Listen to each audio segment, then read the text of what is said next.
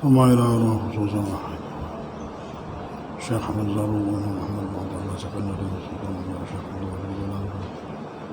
ووصولهم وفرائهم أن الله يغفر لهم ويرحمهم ويعلي درجاتهم في الجنة ويكثر مثواباتهم ويضاعف حسناتهم ويحفظنا بجاههم وينفعنا بهم ويعيد علينا من بركاتهم وأسرارهم وأنوارهم وعلومهم ونفحاتهم في الدين والدنيا والآخرة إلى حضرة النبي محمد صلى الله عليه وسلم. الفاتحة. بسم الله الرحمن الرحيم.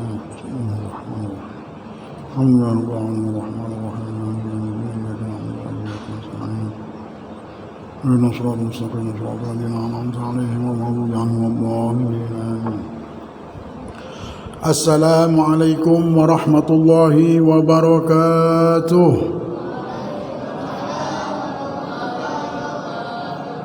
الحمد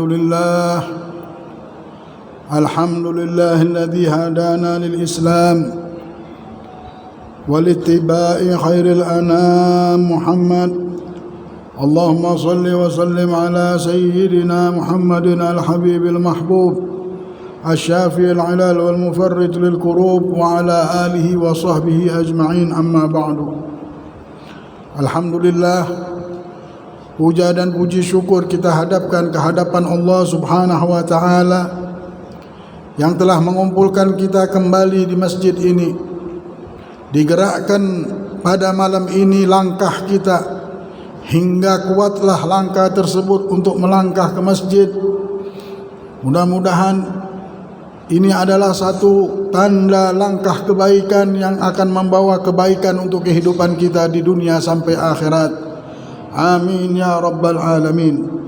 Imam Ahmad bin Athaillah Sakandari menyambung perkataannya di kitab Al-Hikam di perkataan yang ke-58, min alamati mautil qalbi adamul huzni ala ma fataka minal muwafiqat wa tarkun nadami ala ma fa'altahu min wujudi zallat, yang artinya sebagian daripada tanda matinya hati, yaitu jika tidak merasa sedih atau merasa susah karena tertinggalnya sesuatu amal perbuatan kebaikan,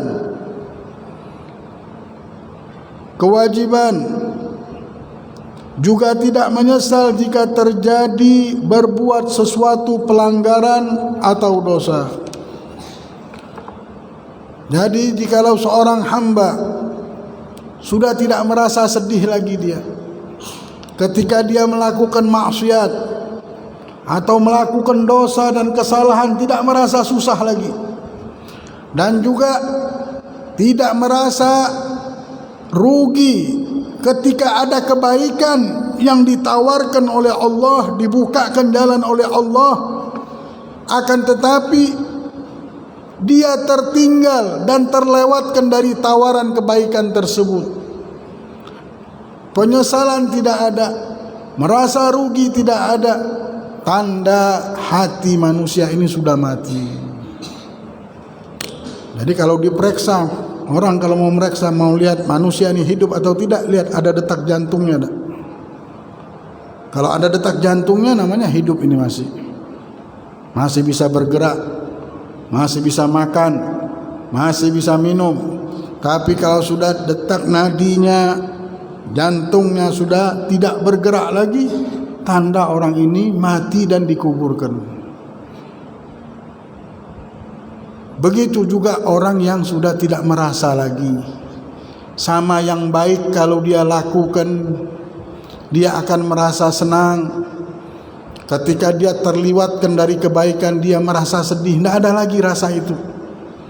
Tidur, bangun, mau orang sholat, tidak sholat, Mau sholat subuh tertinggal atau tidak tertinggal, tidak pernah susah di hatinya. Tertinggalkan sholat fardu tidak pernah susah. Tertinggalkan majelis ta'lim, dia tidak bisa hadir, dia tidak pernah susah lagi. Nah, kalau sudah kebaikan liwat dan dia tidak pernah susah, dosa dia lakukan, dia pernah dia susah, tidak pernah merasa rugi, tanda orang ini hatinya sudah mati. Kalau hati manusia ini sudah mati, ya Allah, wa inna ab'ada qulubin nasi min rabbina rahimi qalbun qasi. Sesungguhnya hati dan manusia yang paling jauh dari Allah. Allah yang memiliki dunia, yang memang Allah ciptakan dunia ini, mau mencari hambanya, mau mengambil dan memilih hambanya, itu paling jauh dari seorang hamba yang hatinya sudah mati, sudah keras. Jauh benar, mau doa tidak didengar sama Allah. Karena orang ini hatinya sudah keras, tidak tahu dirasa lagi. Bermaksiat tidak pernah menyesal. Dan yang paling ajaib di zaman sekarang, ada orang bertaubat, tidak pernah lagi maksiat, tidak pernah lagi mabuk-mabukan, tidak pernah lagi minum-minuman, tidak pernah berzina dan lain-lainnya. Tapi subhanallah, kalau ada orang mabuk-mabukan, ngelihat anak orang mabuk-mabukan, dia langsung bilang, ini anak-anak muda zaman sekarang ini baru minum 1 botol. Dulu saya minum 2 botol aja dah ngamuk-ngamuk. Nah, ini bangga dia dengan maksiat. Al-Imam Ghazali di kitab Al-Ihya sangat menekankan di masalah ini. Banyak manusia taubatnya belum diterima oleh Allah karena syarat bertaubat itu menyesal, bukan bangga. Kalau dia masih bangga dengan maksiatnya, namanya belum bertaubat orang ini. Bangga bahwa dulu saya waktu itu tidak begini.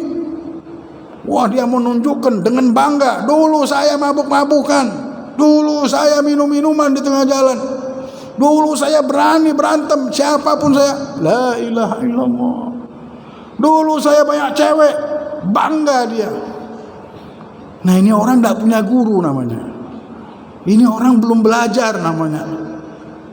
Taubatnya selama ini, kebaikan-kebaikan itu tidak ada artinya. Kenapa? Karena taubatnya tidak belajar taubat. Syarat bertaubat ini menyesal.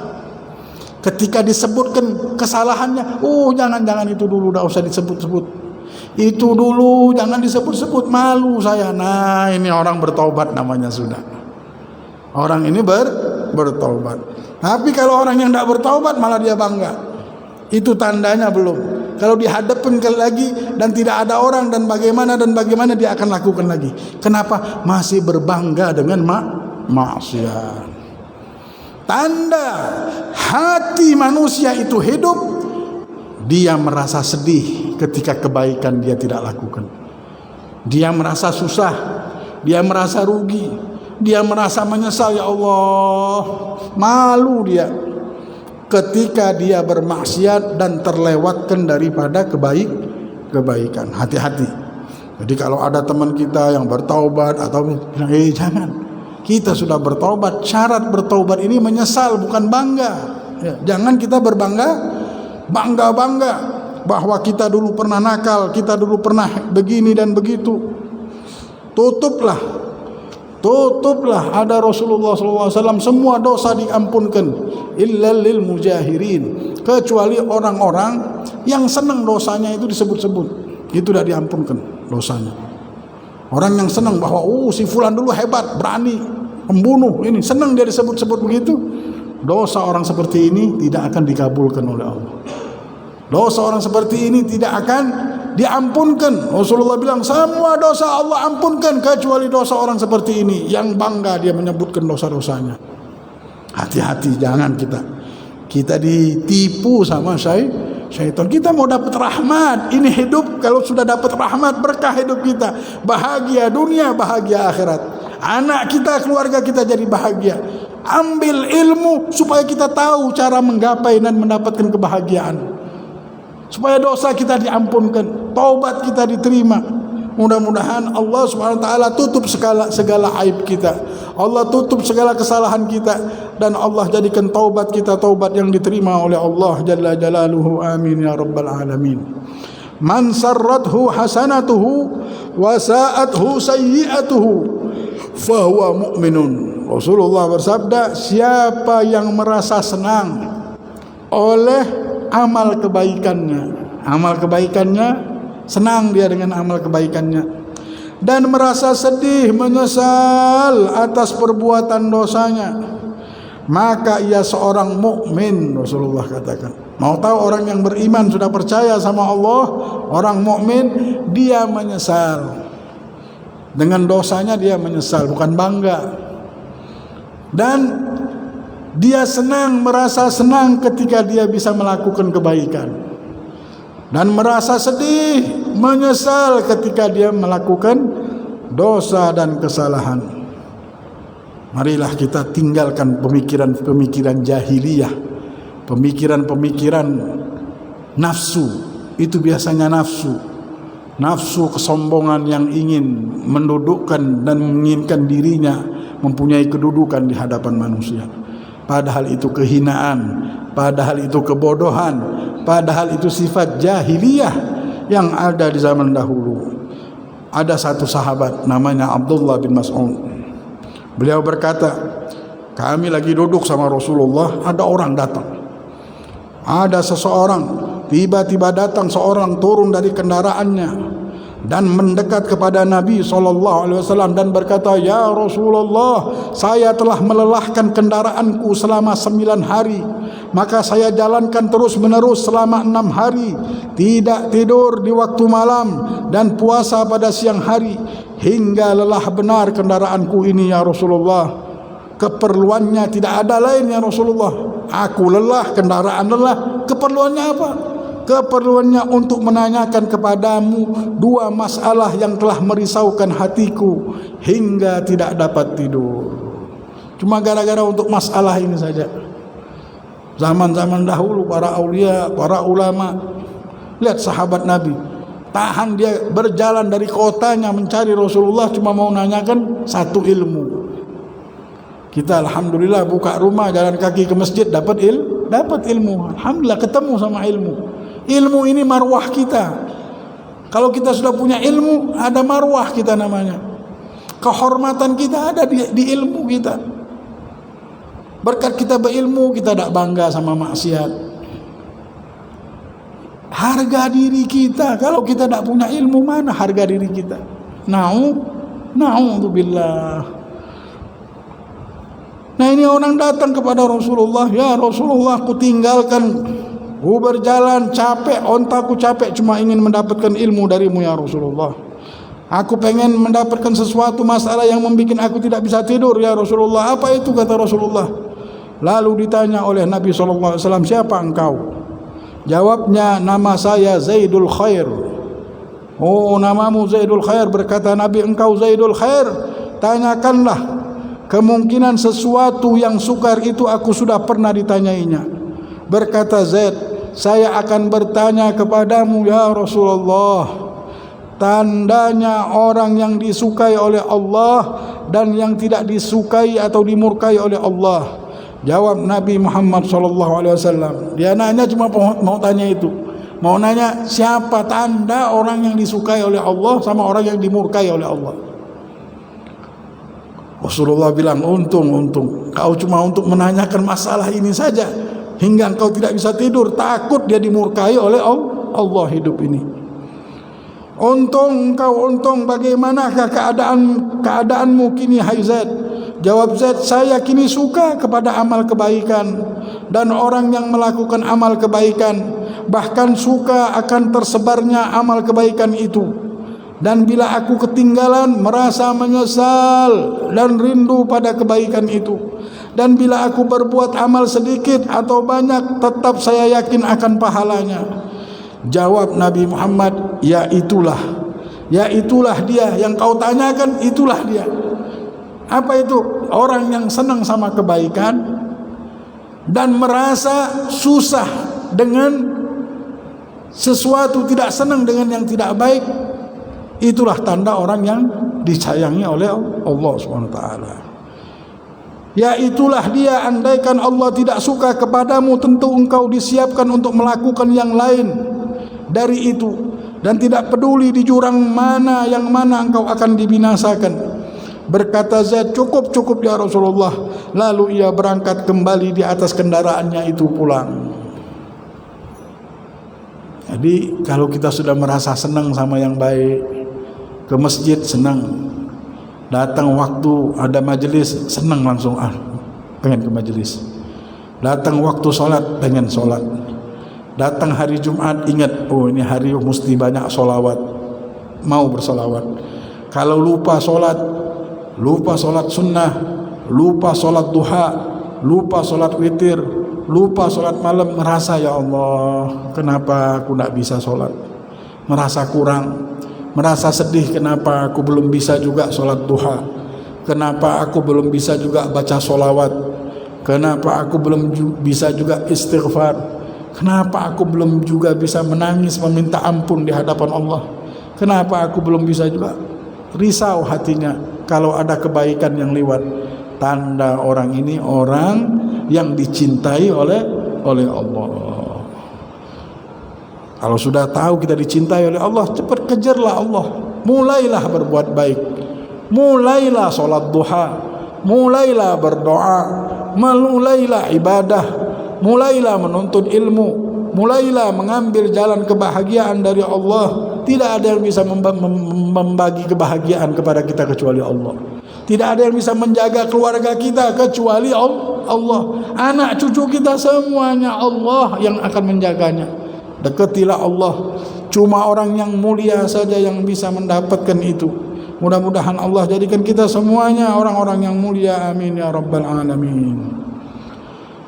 Habib Ahmad sahibus syi'ib itu kalau majlisnya Syekh Abu Bakar bin Salim, dia langsung di hari majlis itu dia langsung keluar rumahnya.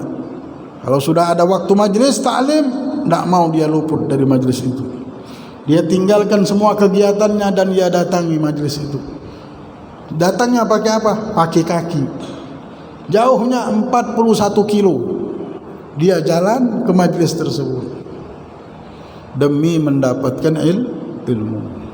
Abdullah bin Jabir, mereka berangkat ke Mesir untuk mengambil hadis. Mendengar ada satu sahabat yang mendapatkan hadis di sana, dia orang datang 10 orang berjalan kaki 1 bulan ke Mesir. Untuk apa? Mengambil ilmu. Utlubul ilma walau bisin, tuntutlah ilmu walaupun jauhnya sampai di negeri Cina sana. Jauh benar, melewati lautan. Nyawa kita bisa hilang, lapar, haus dihadapi. Zaman dahulu pakai onta. Rasulullah bilang, walaupun kau korbankan segalanya itu, ambil supaya dapat supaya berilmu. Kalau berilmu, tahu cara taubat, tahu cara mendekatkan diri kepada Allah, tahu cara hidup di dunia ini, tahu dunia ini sementara. Rasulullah katakan majlis seperti ilmu ini adalah raudhah min riyadil jannah, taman daripada taman surganya Allah. Laisal bala man farraqal ahbab, innamal bala man hurrima thawab. Bukan sesuatu bala itu orang yang berpisah dengan kekasihnya, ada yang meninggal, ada yang ini, bukan. Bala yang besar menimpa diri kita kalau kita sudah diharamkan mendapatkan pahala. Nah, tidak bisa. Mau hadir majlis tidak bisa, mau sholat duha tidak bisa, tidak pernah merasa sedih, biasa-biasa saja. Nah, ini bala, ini mati ini yang ada yang mati ini. Inilah namanya bala kematian. Kematian apa? Hati manusia mati, sudah tidak tahu lagi sama yang maksiat, yang tidak maksiat, semuanya di hati mereka sama. Na'udzubillah min dzalik. Imam Ahmad menyambung perkataannya, la ya'dhumu dzam indaka 'azamatan tasudduka an husni dzan billahi ta'ala, fa inna man 'arafa rabbahu istasghara fi jambi karamihi dzambuh. Yang artinya, jangan sampai terasa bagimu kebesaran sesuatu dosa itu hingga dapat merintangi engkau dari husnudzan, baik sangka terhadap Allah Ta'ala. Sebab siapa yang benar-benar mengenal Allah Ta'ala, maka akan menganggap kecil dosanya itu di samping keluasan kemurahan Allah. Jangan sampai kita merasa dosa itu besar benar. Terkadang kita merasakan bahwasanya orang yang tidak menyesal sama dosa ini hatinya mati. Ada yang menyesal terlalu berlebihan, tapi menyesal terlalu berlebihan sampai dibilang Allah tak ngampunkan dosaku lagi. Lah Habib, saya ini udah mabuk-mabukan, ini semuanya lah, badan penuh tato lah. Misalnya apa yang dia telah lakukan. Ulun ni taubat tak usah diterima lagi sama Allah. Sudah pernah taubat, balik lagi. Sudah pernah taubat, balik lagi. Walaupun 100.000 kali kita bertaubat, tetap Allah dan balik kembali maksiat, Allah akan menerima taubat kita. Allah tak pernah memutuskan sebentar pun pintu taubatnya kepada hambanya. Nah, manusia digoda nanti sama syaitan, sehingga dosanya itu membuat dia berat. Sepertinya dosanya ini tidak bisa diampunkan. Atau ketika dia mau bertobat, ada syaitan bisiki, nanti taubat balik lagi, taubat balik lagi, membuat dia berat untuk bertaubat. Itu caranya syaitan. Kalau kau mau taubat, taubat benar, padahal dia mau kita ini tidak bertaubat. Nah, bertaubatlah kapanpun. Kalau misalnya kita bertaubat sudah balik 100.000 kali, berkembali lagi tidak apa-apa. Karena Allah ini memang maha pengampun. Kau sudah maha, ini tidak ada batas sudah.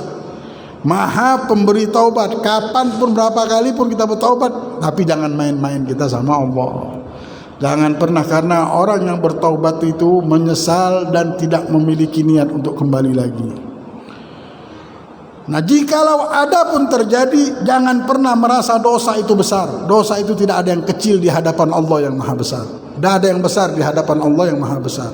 Semua kecil di hadapan Allah.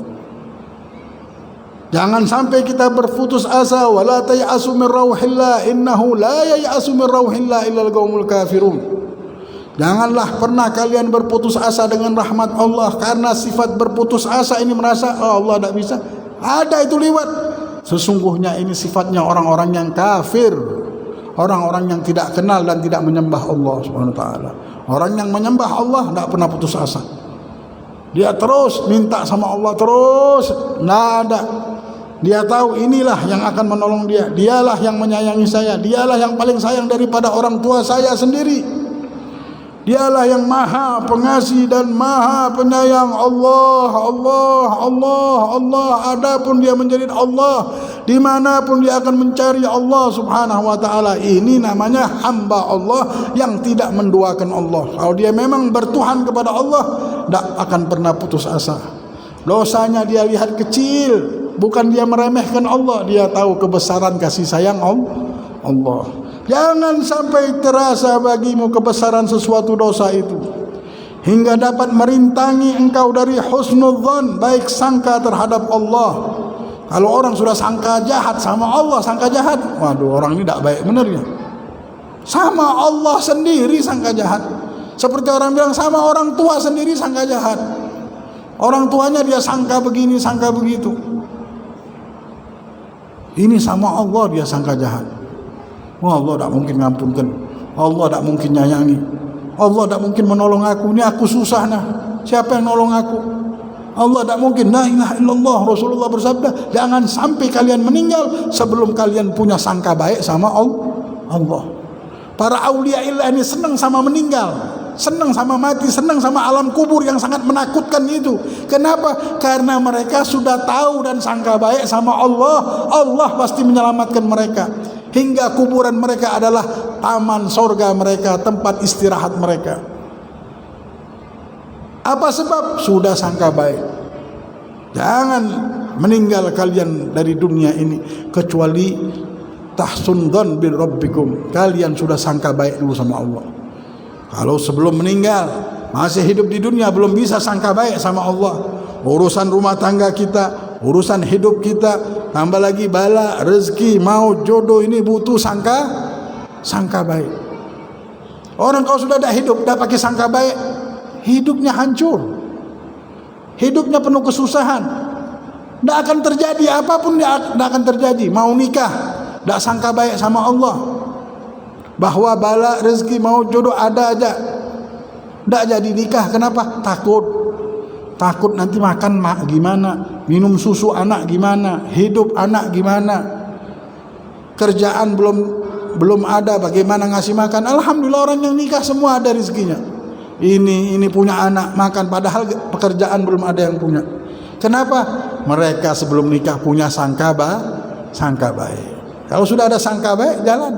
Buka toko, bagaimana buka toko? Tidak ada yang jualan. Jual sarung, banyak yang jual sarung. Jual wadai, banyak yang jual wadai. Sudahlah kita buka jualan saja. Kenapa? Sangka baik, ada rezeki dari Allah. Nah, berkat sangka baik jadi. Ada bala, ya Allah, ada kesusahan, bagaimana ini bisa mati kita, tidak punya duit, tidak punya ini, bagaimana ini hidup. Udahlah sangka baik aja. Subhanallah, berkat sangka baik jalan hidup.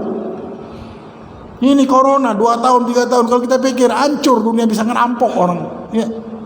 Kerjaan tidak ada yang bisa jalan, semua tidak bisa jalan. Berkat sangka baik, alhamdulillah hidup semuanya. Kejahatan tidak ada muncul. Alhamdulillah, ini semuanya hidup dari rahmat Allah. Dan hidup kalau orang sudah punya sangka baik, hidup dia ada rezekinya, ada jalannya, dan ada kebahagiaannya. Berkat ada sangka baik, dapat kebahagiaan, bisa nikah, bisa dapat rezeki, bisa buka toko, bisa terangkat dari bala. Tapi kalau sudah sangka jahat, semuanya jadi hancur. Punya pintu rezeki ketutup, takut buka toko tapi sangka jahat. Ay, tidak laku ini, tidak laku benerannya. Ay, susah bener. Kenapa tidak sangka baik? Kalau orang sudah tidak ada sangka baik, tidak bisa semangat, tidak ada semangatnya hidup. Mati hidup kita kalau tidak ada. Punya dosa saja, kalau tidak sangka baik sama Allah, dosanya tidak diampunkan. Seperti tadi. Cuma orang yang sangka baik sama Allah saja, taubatnya diterima, dosanya diampuni. Dosa yang besar menjadi kecil. Kenapa? Karena dia melihat kebesaran kebaikan Allah. Karena dia melihat kebesaran kebaikan Allah, inilah yang dinamakan sangka baik. Nah, benar hidup kita kalau di hati ini sudah punya sangka baik, kita selamat. Namanya sudah punya sayap, kita tinggal terbang aja. Orang yang hidup sudah punya sangka baik, nah sudah jalan hidupnya. Mau berdagang jalan, mau punya dosanya diampunkan sama Allah. Mau punya apapun insya Allah jalan. Apa? Berkat sangka baik. Masuk surga pun Allah akan masukkan ke surga berkat sangka baik.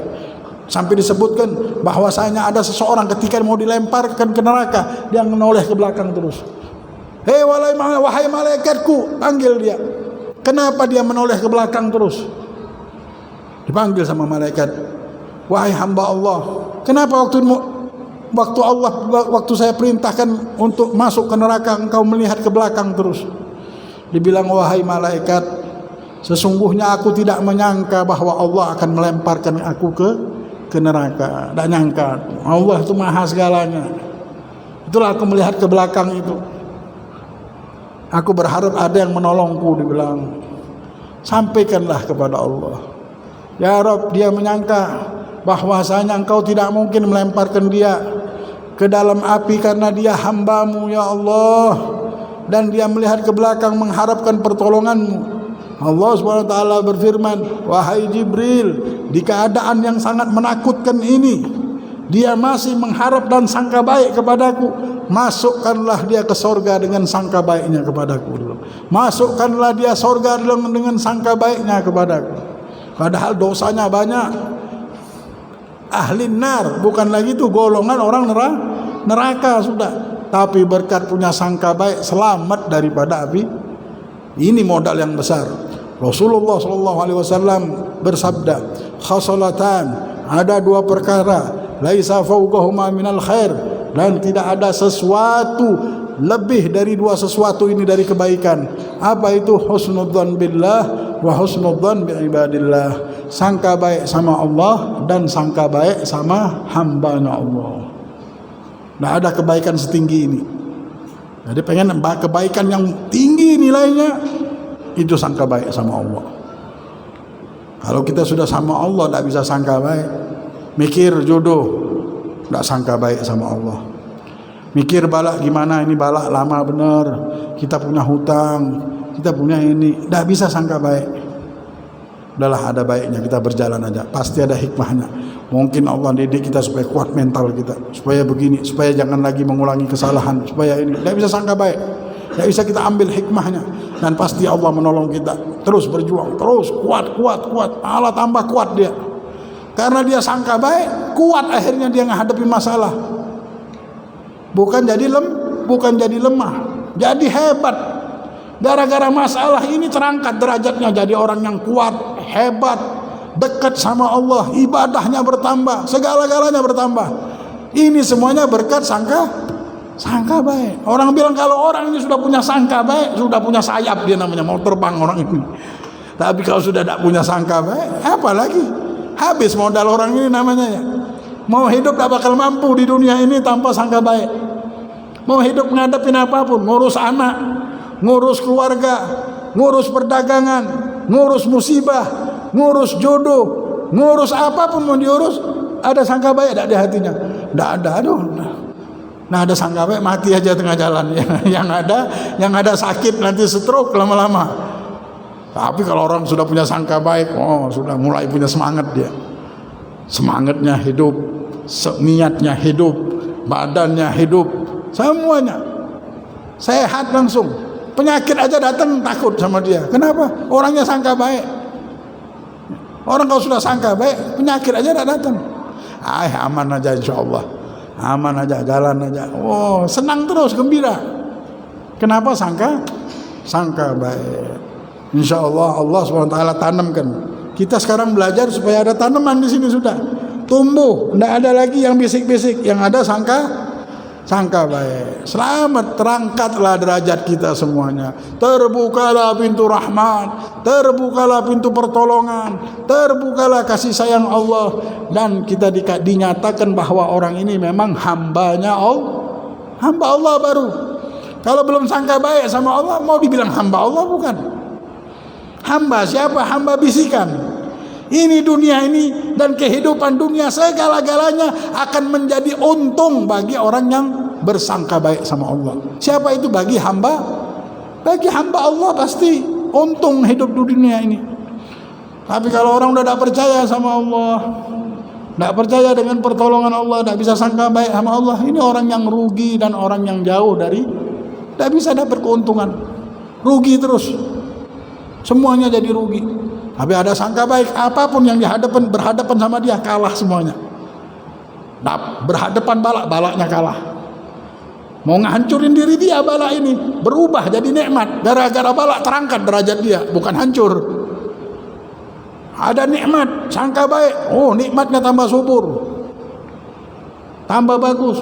Ada orang memfitnah, sangka baik, fitnahnya ini malah jadi mengangkat derajat dia, malah tambah kuat, tambah hebat berkat sangka. Jadi jangan sampai tak punya sangka. Orang kalau sudah punya sangka baik ini, ya Allah, bahagia dia dunia dan akhirat. Nah, merasa besarnya suatu dosa itu baik. Kita merasa dosa ini besar supaya kita menyesal benar-benar ya. Jika menimbulkan rasa akan bertaubat dan niat tidak akan mengulanginya untuk selamanya. Niat kita kenapa bilang dosa ini besar? Ini Allah marah. Ini begini, dosa besar ini.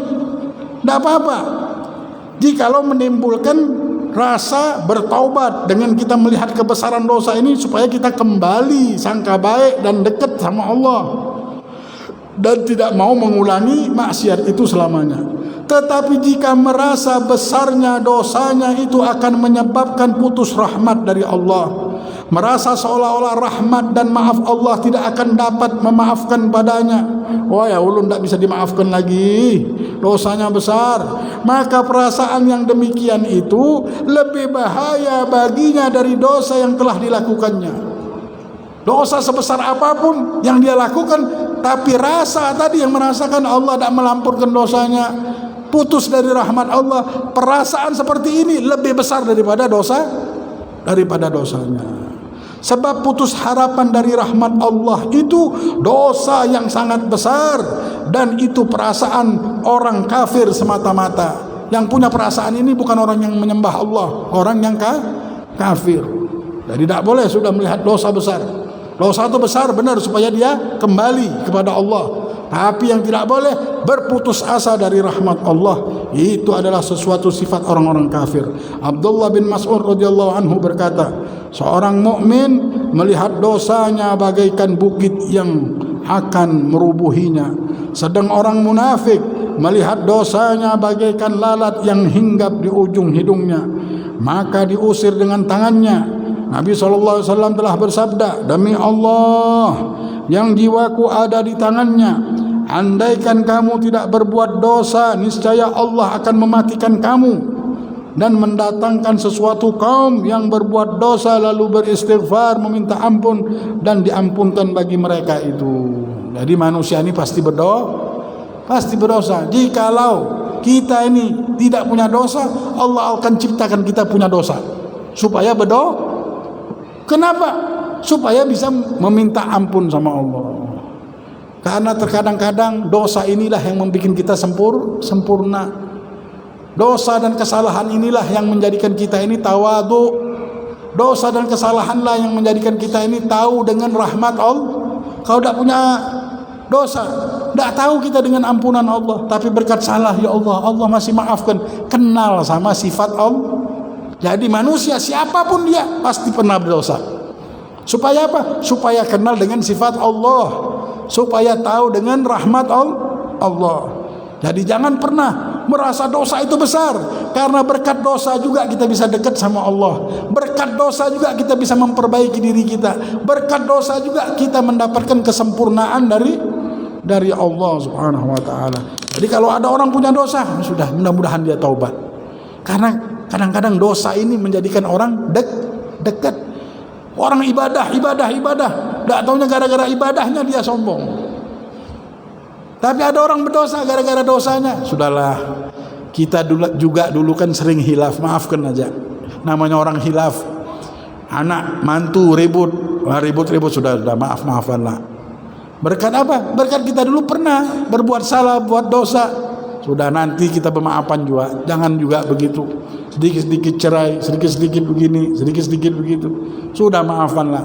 Biasa aja ini hidup. Nah, berkat apa? Berkat ada dosa dan kesalahan, itulah yang akan mengangkat derajat kita juga. Jadi kita benci sama dosa, kita tidak menyenangi dosa, tapi jangan sampai dosa itu juga menjadikan kita putus asa. Nabi SAW bersabda, andaikan perbuatan dosa itu tidak lebih baik bagi seorang mukmin daripada ujub, daripada merasa sombong karena amal kebaikannya, maka Allah tidak akan membiarkan seorang mukmin berbuat dosa untuk selama-lamanya. Jikalau Rasulullah bilang dosanya, perbuatan dosa seorang mukmin itu lebih baik daripada sombong, maka Allah Subhanahu wa taala tidak akan ridho orang mukmin ini punya dosa. Tapi karena dosanya lebih, dosa, semua dosa itu, apapun kesalahan itu, dosanya lebih kurang, dosa itu lebih ringan berat timbangannya daripada sombong. Dikarenakan itu setiap manusia walaupun dia mukmin punya dosa. Kenapa? Karena timbangannya itu lebih rendah daripada sombong. Jadi sombong ini tidak tahunya yang paling dahsyat daripada segala kesalahan. Orang kalau sudah sombong, sudah sifatnya syaitan ini dia punya sudah. Syaitan itu dilaknat oleh Allah gara-gara sombong. Maka Allah tidak akan membiarkan seorang mukmin berbuat dosa untuk selama-lamanya kalau misalnya dosanya, kesalahan itu lebih ringan, lebih berat daripada dosa kesombongan. Karena dosa salah itu lebih ringan daripada dosa sombong, siapapun Allah kasih. Yang paling berat itu sombong. Mudah-mudahan Allah SWT cabut segala yang tidak baik di hati kita. Allah SWT hiasi kehidupan kita dengan kebaikan. Allah SWT angkat segala kesialan hidup, angkat segala bala, wabak, segala fitnah zaman dan ahli zaman dan kejahatan orang zalim dan tipu daya, kebohongan orang manusia yang makir. Dan mudah-mudahan Allah rubah keadaan kita sebaik-baik keadaan. Rabbana atina fid dunya hasanah wa fil akhirati hasanah wa qina adzaban nar. Sallallahu ala sayyidina Muhammadin wa ala alihi wasallam. Alhamdulillahi rabbil alamin. Bismillahil Fatihah.